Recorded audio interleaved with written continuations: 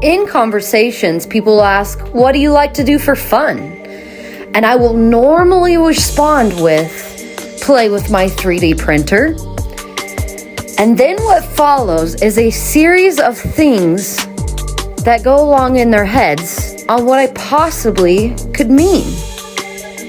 Especially when you order a box and the pieces come like this. I could see why. Well, hello. This is me, Mariah Johnson, and I'd like to give a minor breakdown of 3D printing and how I find it to be fun. My prints are made of plastic, one of the affordable materials to use for printing. A spool of plastic is called filament, which is led to the extruder, and the extruder uses torque and pinch system to feed the precise amounts. A heater block melts the filament and is guided through a heated nozzle. The extruded plastic is laid where it is needed, and the printer moves the bed to the correct position for placing the material. And all the tools work together to create one solid model of your choosing. And that, my friends, is where it gets exciting, because the choices are limitless. The limit really is how far will your imagination go.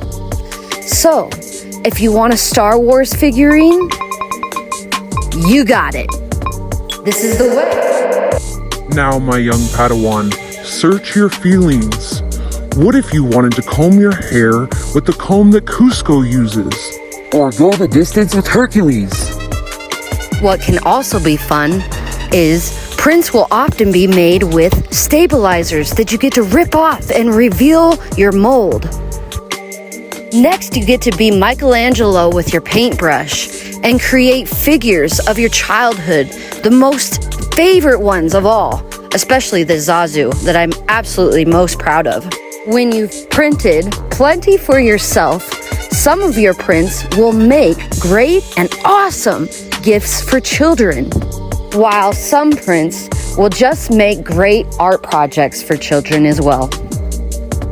It's amazing to be able to turn your 3D prints into projects that become so awesome you put them on the wall. Some become quirky and fun, but with it, you could take your art to the very next level.